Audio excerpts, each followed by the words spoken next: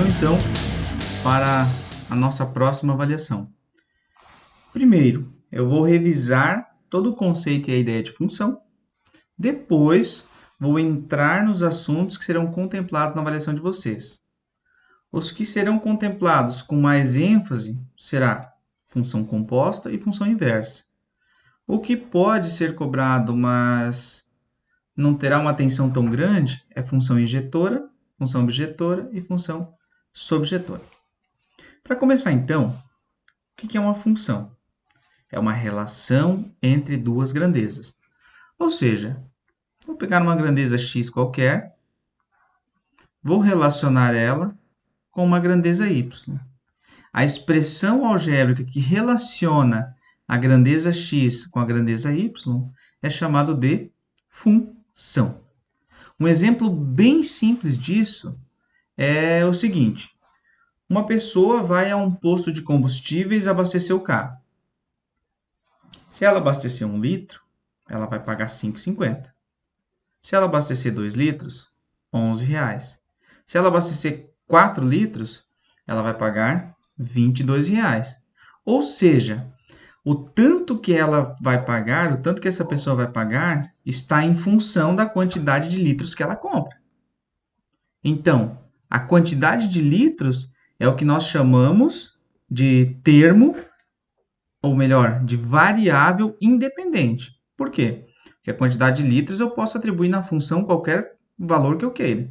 5, 10, 15, 20, 30 litros.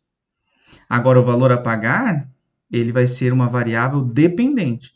Por quê? Porque ele vai depender da quantidade de litros, certo?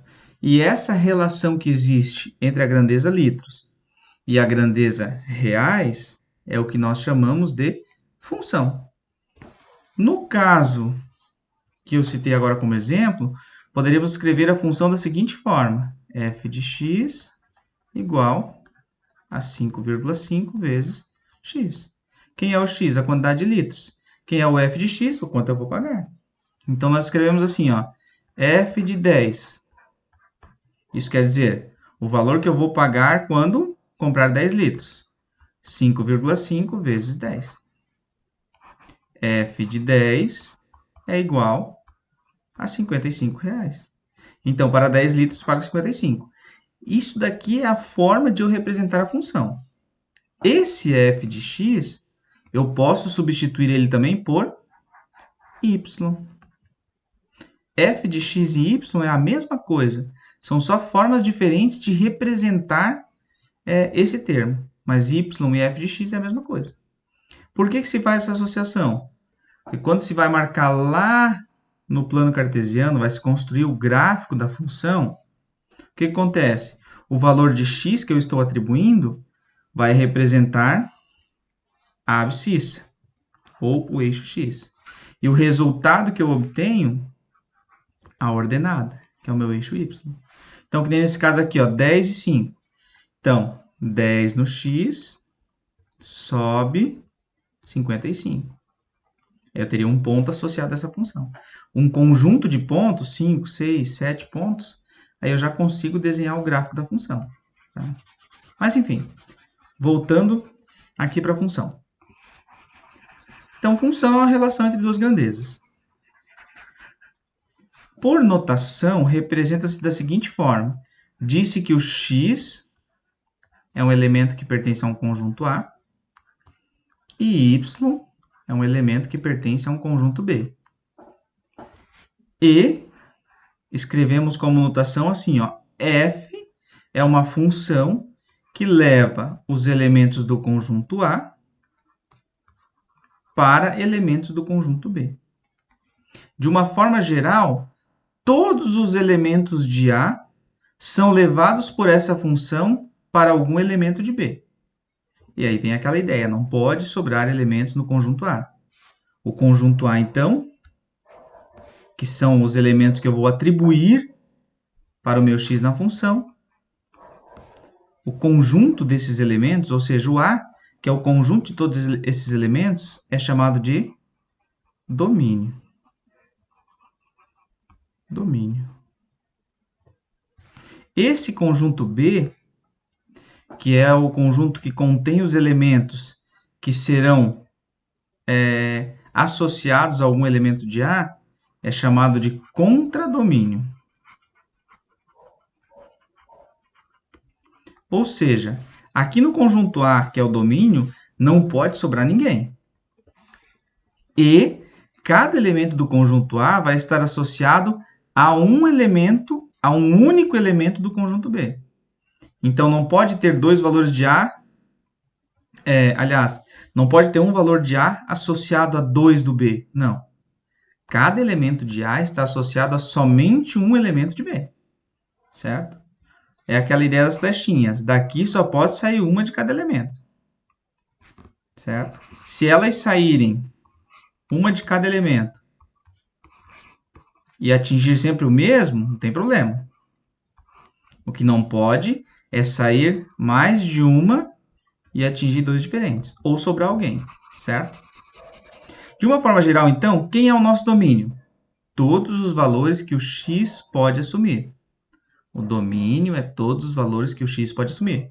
Então, por isso que quando eu tenho um f de x igual a 1 sobre x, o meu domínio tem uma restrição. Nesse caso aqui, ó, o x não pode ser zero. Por isso que eu tenho aquela restrição, porque é um valor que o meu a não pode assumir. E se ele assumir zero, a função não existe. Tá? O contradomínio são os possíveis valores que os elementos do domínio podem atingir. Aqui dentro dele, eu tenho os valores que são atingidos pelo domínio. Esses valores são chamados de imagem. Imagem. Na minha função, quando eu olho para a minha função, quem é o meu domínio? É os valores que eu atribuo para x. Sei lá, tem uma função aqui do tipo x² mais 2x mais 3. Todos os valores que o x pode assumir são meu domínio. Todos os valores que a minha função vai atingir, ou seja, todos os f de x, ou, de forma mais clara, todos os y, são a minha imagem. Ou seja, esse cara aqui são os valores que o y pode assumir. Nesse caso aqui, ó, olhando para a função, eu posso obter qualquer número real com essa função. Então, a minha imagem seria igual ao próprio contradomínio. Tá? Só pausar para apagar aqui rapidinho. Quando nós trabalhamos a parte do domínio, eu elenquei para vocês duas restrições principais que acontecem no domínio. A primeira, que não há ou não existe divisão por zero. E a segunda, que não existe a raiz quadrada ou raiz de índice par de número negativo.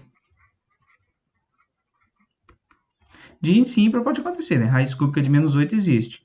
Mas se o índice é par, ou seja, 2, 4, 6, 8, 10, não existe raiz de negativo. Essa é a principal restrição. Essas duas, na verdade. As principais restrições que aparecem no domínio. É difícil aparecer outras. Geralmente vai aparecer uma raiz quadrada no denominador, ou uma raiz quadrada no numerador. Mas tem que se ligar que não existe raiz de número negativo. Se essa raiz for cúbica, vai existir, claro. Mas, se essa raiz for de índice par, não existe essa raiz. Então, essas são as principais restrições do domínio. Tá? Vou pausar aqui para apagar.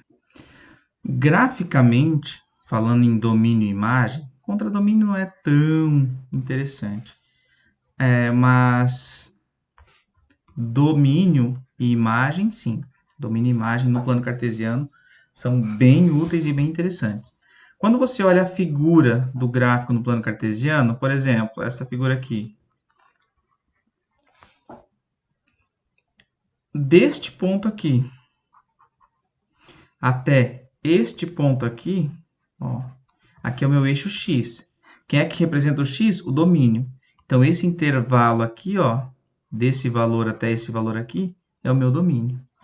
E quem é o y? É a imagem. Então, deste ponto aqui até o ponto máximo aqui dela, isso daqui e a imagem da minha função. Então, quando eu vou analisar a imagem e o domínio graficamente, é só olhar. A imagem é os valores de y que contém o gráfico.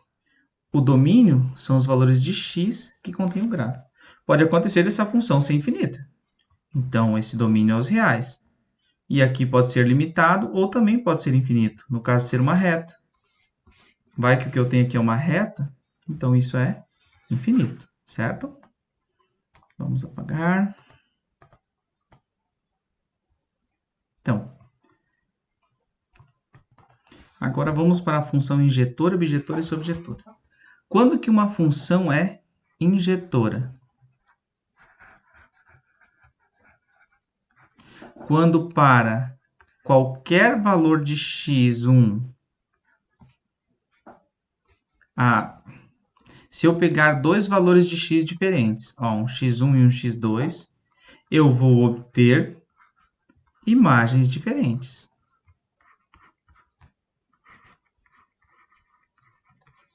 Ou seja, se eu pego dois valores de x diferentes, eu vou obter de certeza dois valores de y diferentes. Nesse caso, a minha função é injetora. Usando diagramas, o que é uma função injetora? Que cada elemento do meu conjunto A está associado a um único elemento do meu conjunto B. E não existem dois elementos do conjunto A que estão associados ao mesmo valor do B. Ou seja, cada um que sai do A, cada um do B recebe somente uma flechada. Isso é uma função injetora. Somente uma flechada. Pode sobrar gente no B? Pode. Sem problema algum. Para ser injetora, pode sobrar elemento no conjunto B. O que não pode é dois elementos diferentes do A ter uma mesma imagem. Por isso, essa definição aqui. Se eu pego dois valores diferentes daqui, eu vou obter dois valores diferentes aqui. Por quê? Porque pode acontecer de ser igual. Por exemplo, f de x igual a x ao quadrado. Bom, se eu escolher x igual a 1, eu vou obter como resultado um y igual a 1, porque 1 ao quadrado é 1. Se eu escolher um outro x igual a menos 1, 1 é diferente de menos 1. Menos 1 ao quadrado também dá 1. Ou seja, eu escolhi dois valores diferentes para x e obtive o mesmo valor para y. Saíram dois valores diferentes daqui e atingiram o mesmo valor no B. Nesse caso, não é injetora. Por quê? Porque o mesmo elemento de B está recebendo duas flechas. Ou seja, o mesmo elemento de B está associado a dois elementos distintos de A. Então, nesse caso, não é injetora. Para ser injetora, podem sobrar elementos em B. O que não pode acontecer para ser injetora é um elemento de B receber mais de uma flecha. Ou seja, cada elemento de A está associado a um único elemento de B. E se eu pegar dois valores diferentes do A, eu obtenho como resultado dois valores diferentes em B. Isso é uma função injetora. E o que é uma função sobrejetora? Uma função sobrejetora é quando a imagem da minha função é igual ao contradomínio. Ou seja, imagem igual ao contradomínio. Isso quer dizer o quê? Que no caso de uma função, para ela ser sobrejetora, não pode sobrar ninguém no conjunto B. Então, se eu pego um elemento aqui e trago para cá, trago para cá, trago para cá. Vamos colocar mais elementos aqui. Trouxe para cá. Aqui também. Há um outro elemento aqui que também está associado a esse último. Não tem problema nenhum. Se três elementos distintos tiveram a mesma imagem, não tem problema nenhum para ela ser sobrejetora. O que não pode acontecer é sobrar elementos no conjunto B. Se todos os elementos de B foram atingidos pelos elementos de A, então a minha função é sobrejetora. Observe bem que nesse caso aqui eu tenho uma função que ela é sobrejetora, mas não é injetora. Por quê? Porque aqui, ó, 3 elementos distintos estão tendo a mesma imagem. Elementos distintos têm que ter imagens distintas para ser injetora. Então, nesse caso, não é injetora, mas é sobrejetora, porque não sobra ninguém em B. E para uma função ser bijetora, ela precisa ser sobrejetora e injetora ao mesmo tempo. Ou seja, bijetora, eu tenho elementos aqui no meu domínio, eu tenho elementos aqui na minha imagem. Cada elemento do meu domínio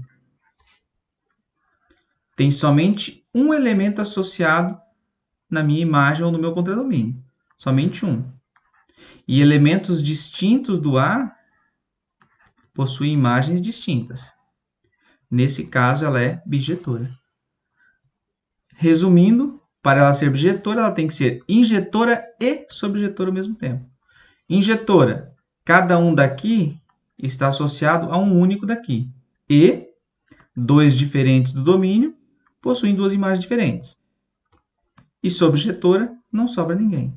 Então, bijetora não pode sobrar ninguém e cada um leva só uma flechada. Exemplo. Viu a mágica? Sumiu tudo. Tenho essa função aqui, 2x mais 1. É uma função de A para B. Eu quero saber se ela é injetora, bijetora ou sobrejetora. Bom, primeiro vamos olhar o conjunto A, que é o nosso domínio. Menos 2, menos 1, 0, 1 e 2. Então, eu posso calcular os valores dessa minha função para esses domínios. F de 1, vamos começar do menos 2. F de menos 2 é igual a 2 vezes menos 2 mais 1. 2 vezes menos 2, menos 4. Menos 4 mais 1, menos 3. F de menos 1 igual a 2 vezes menos 1 mais 1, que dá menos 1. F de 0. 2 vezes 0 mais 1, 1 positivo. F de 1. 2 vezes 1 mais 1 dá 3. E F de 2. 2 vezes 2 mais 1 igual a 5. Pronto, apliquei todos os meus domínios. E aqui obtive, então, como resultado, todas as minhas imagens. Portanto, a imagem dessa função é menos 3, menos 1, 1, 3 e 5. Pergunta: esses valores aqui são iguais ao conjunto todo dos números inteiros? Não. Então, como consequência, o que acontece? Essa função não é sobrejetora. Por quê? O contradomínio é os inteiros, mas a imagem não é todos os inteiros. Então, contradomínio é diferente da imagem, não é sobrejetora. E injetora? O menos 2 está associado ao 3, o menos 1 ao menos 1, o 0 ao 1, o 1 ao 3, o 2 ao 5. Então, para cada valor de x, eu obtive um valor diferente de y. Portanto, essa minha função é injetora. Injetora. Outra forma de ver isso é a seguinte. Nós vimos que se eu pegar dois valores diferentes de x1 e x2, pegar dois valores diferentes da função, eu vou obter duas imagens diferentes. Certo? Que é o que aconteceu aqui. Beleza? Não é bijetora, por quê? Porque se já não é sobrejetora, não vai ser injetora. Certo? E agora, por último, função composta. O que é uma função composta? É quando eu tenho duas funções e uma função depende da outra. Então, eu faço uma composição das duas funções. Nós representamos da seguinte forma. Digamos que eu tenho uma função f de x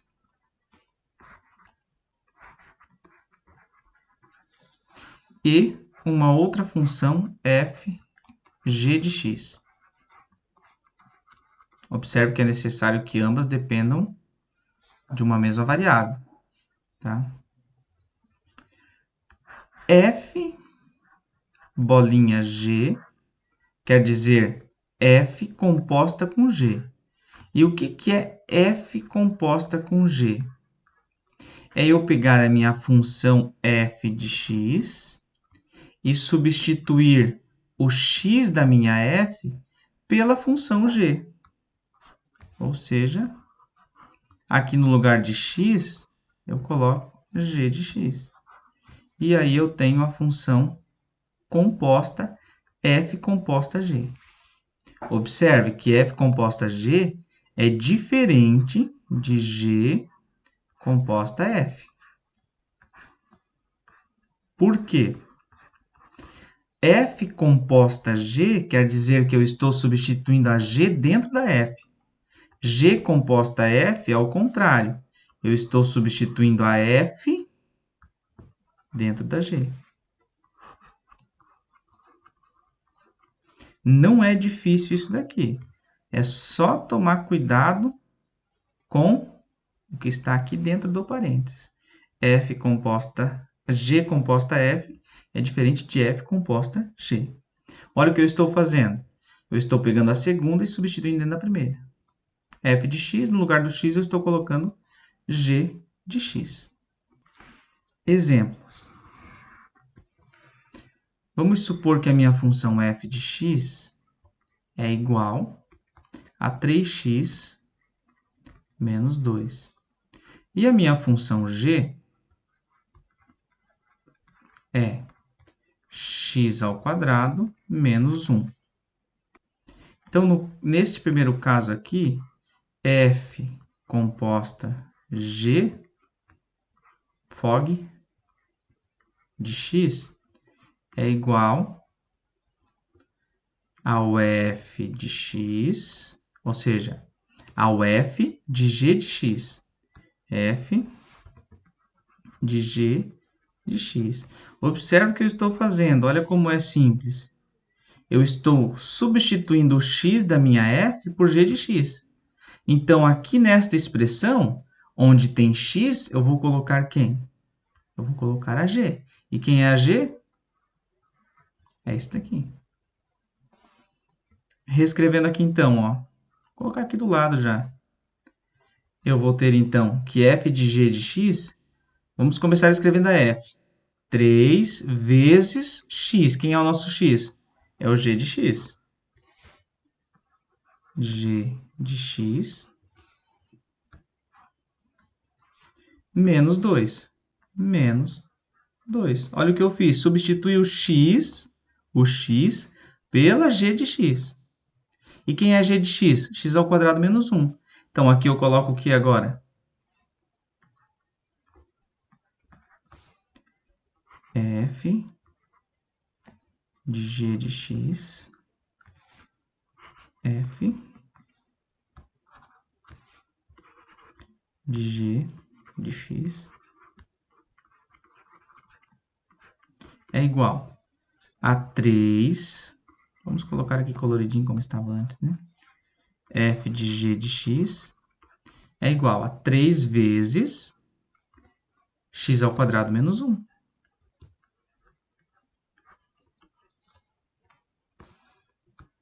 E o restante da função se mantém, menos 2. Agora, o que eu faço? Só aplico a distributividade. 3 vezes x ao quadrado? 3x ao quadrado. 3 vezes menos 1? Menos 3. E o menos 2 continua aqui. Resumindo, f de g de x é igual a 3x ao quadrado, menos 3 com menos 2, menos 5. Pronto, aqui eu tenho a composta, certo? Sem estresse nenhum, aqui eu tenho a composta de f com g. Agora vamos ver ao contrário. Vou separar aqui. Agora eu quero g composta f. Quem é o g composta f? Bom, G composta F é eu pegar a G e substituir dentro dela a minha F.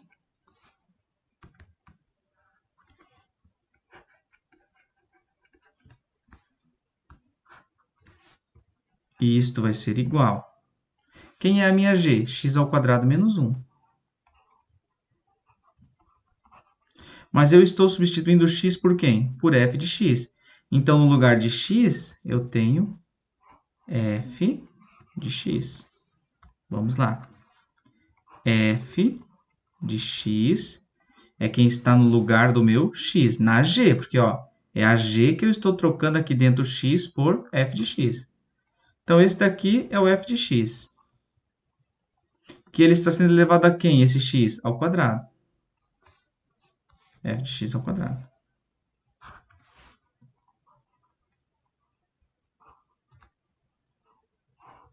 Por quê? Porque o meu x antes era ao quadrado, então o f de x vai ser ao quadrado. Menos 1.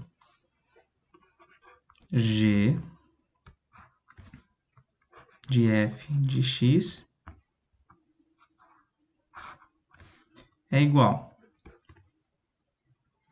F de x, quem é f de x? 3x menos 2. Então,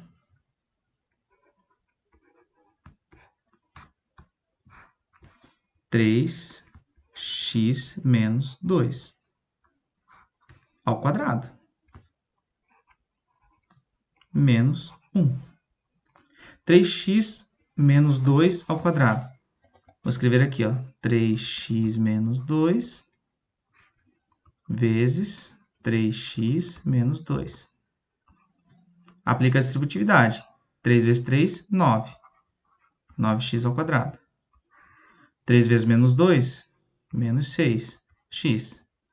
Menos 2 vezes 3, menos 6x. Menos 2 vezes menos 2, mais 4. 9x ao quadrado.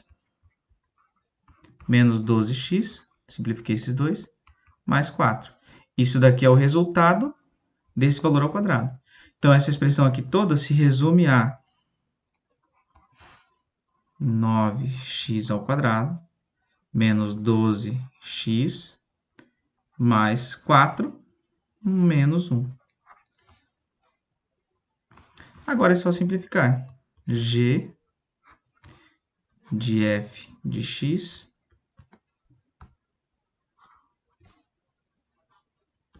é igual a 9x ao quadrado menos 12x, 4 menos 1, 3, mais 3. Pronto. Isso daqui é a minha G composta F, GOF. Beleza? É isso que é composição de função. Isso aqui é função composta, certo? É substituir uma dentro da outra.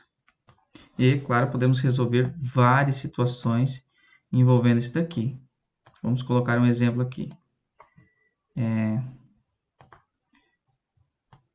Digamos que eu tenho essa função f de x igual a x ao quadrado mais 2x mais 5.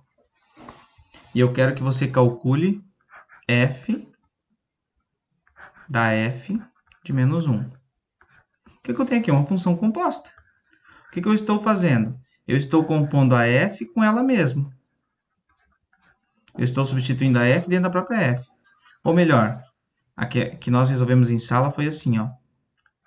Para você calcular f da f de menos 1. O que isso quer dizer? Que eu estou substituindo a função f dentro da própria função f. Primeiro eu vou resolver isso daqui, ó, f de menos 1. Quem é f de menos 1? Substituir o x por menos 1. Menos 1 ao quadrado, mais 2 vezes menos 1, mais 5. Menos 1 ao quadrado dá 1. 2 vezes menos 1 dá menos 2, e mais 5. 5 menos 2, 3, mais 1, 4. Então, isso daqui dá 4. Pronto, f de menos 1 é 4. F de menos 1. F de menos 1 é 4. Então, isso daqui é igual a f de 4. Quem é f de 4? Bom, é só resolver aqui agora. 4 ao quadrado, mais 2 vezes 4, mais 5. 4 ao quadrado, 16. 2 vezes 4, 8. 16 mais 8, 24. 24 mais 5, 29. Pronto. Resolvi uma questão. Difícil? Não. Só tem que ficar ligado na interpretação mesmo. Um outro exemplo. Digamos que eu tenho a função f de x igual a 2x mais 1. E a função g de x igual a x menos k. X menos k. Eu quero saber para quais valores de k nós teremos f composta g de x igual a g composta f de x. Como que eu resolvo uma questão dessa? Bom, primeiro eu faço f composta g e depois g composta f. Então, eu igualo as duas expressões. Aí eu vou descobrir o k que torna elas iguais. Vamos começar com a primeira. Ó. F composta, vou fazer colorido de novo, g. Isso é igual ao quê? É igual a substituir o g na f. A f é 2 vezes x, então aqui eu vou ter 2 vezes g de x, mais 1. G de x em vermelhinho, não pode confundir. G de x. Quem é g de x? X menos k. Então aqui eu vou fazer o quê? 2 vezes x menos k mais 1.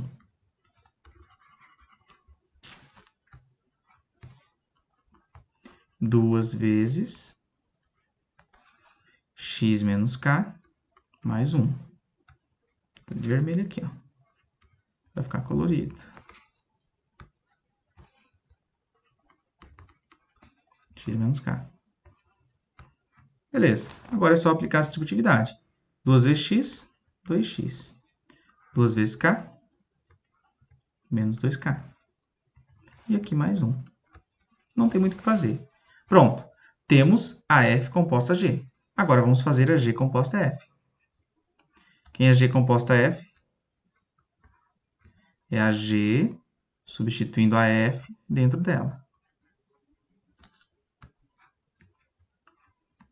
Quem é a g? A g é x menos k. Quem é x no meu caso é f de x.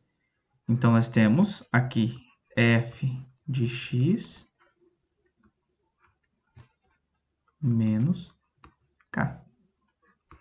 Quem é a f de x? 2x mais 1. Então, 2x mais 1 menos k. Portanto, g composta f é 2x mais 1 menos k. Agora, como eu quero que essas duas sejam iguais, é só igualar as expressões. 2x menos 2k mais 1 igual a 2x mais 1 menos k. 2x já tem dos dois lados. Simplifico ele. Quem é que sobra? Menos 2k mais 1 igual a 1 menos k. Passo o menos 2k para cá e o 1 para cá com menos 1. 1 menos 1 igual a menos k mais 2k. 2 menos 1, 1k. 1 menos 1, 0. K igual a 0 é o que torna o f composta g igual a g composta f. Beleza? Assim, bem tranquilo, tá bom? Para finalizar, então, essa nossa revisão, vamos trabalhar a ideia de função inversa, tá? O que é uma função inversa? Bom, toda função, ela pega elementos do meu conjunto A e leva esses meus elementos, ou associa esses elementos a algum termo do meu conjunto B. Algum termo do meu conjunto B. Certo? Ó, pega um A, associa a um B. Pega um outro de A, associa a um B. Pega um de A, associa a um B. O que a função inversa faz? Ela pega os elementos do B e leva de volta para A. É isso que é uma função inversa. É uma função que pega os elementos do B e traz para de volta, e traz os elementos para A de volta. Então, digamos que aqui tem menos 1 associado a 5. Então, quando eu coloco menos 1 na minha f de x, quando eu coloco aqui menos 1, eu obtenho como imagem o 5. A minha função inversa, que é denotada assim, f na menos 1 de x, ela faz o quê? Ela traz os elementos do conjunto B para o A de volta. Ou seja, f de menos 1 calculado para 5, aliás, f inversa de 5 é igual a menos 1. Ou seja, ela traz os elementos da imagem de volta para o domínio. Como ela faz essa transição, esse retorno, só vai ser possível esse retorno quando a quantidade de elementos daqui for igual à quantidade de elementos daqui. Portanto, uma função só admite inversa se ela for bijetora. Se ela não for bijetora, ela não admite inversa. Ponto. Geralmente, quando o problema pede calcule a inversa, é porque a função tem inversa. Agora, se o problema não pede assim, ó, calcule a inversa, mas sim ele te dá uma função e você tem que avaliar se ela tem inversa ou não, aí você precisa verificar se ela é bijetora ou não. Certo? Exemplo. F de x igual a x mais 3. O que é isso? Isso daqui é uma função. Qual seria a inversa dela? Seria uma função que traz os elementos da imagem dela para o domínio novamente. Como que eu faço para calcular? Eu ia dar exemplo, não tinha mostrado como que eu faço para calcular uma inversa. Né? Primeiro, é mais interessante quando se calcula uma inversa, no lugar de f de x você ter y, certo? Então aqui eu tenho uma função, quero calcular a inversa dela. Como que eu calculo a inversa dela? Eu troco y por x e x por y. Ou seja, eu reescrevo essa função da seguinte forma.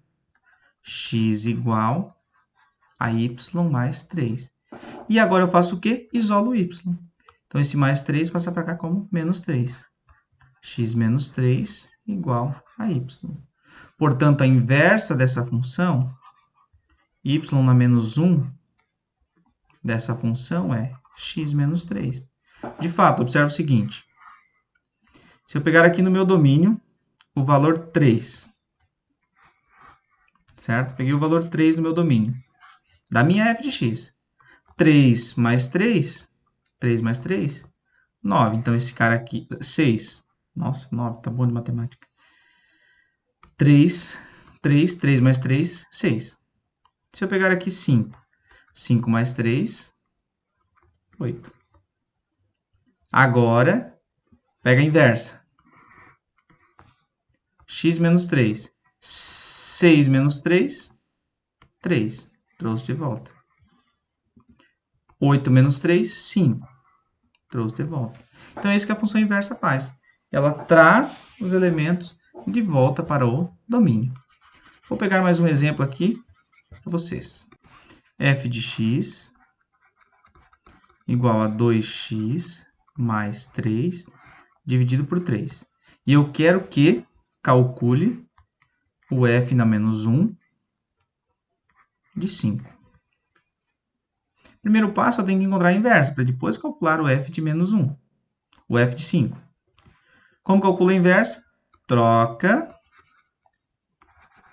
x e y de lugar. Então, eu vou ficar com x igual a 2y mais 3 dividido por 3. Agora eu faço o quê? Isolo o y. Primeiro o 3 que está dividindo passa multiplicando. 3x igual a 2y mais 3. Agora o 3 que está somando passa subtraindo. 3x menos 3 igual a 2y. O 2 que está multiplicando o y passa dividindo. Pronto, tenho a minha inversa. Quem é f na menos 1? A f na menos 1 é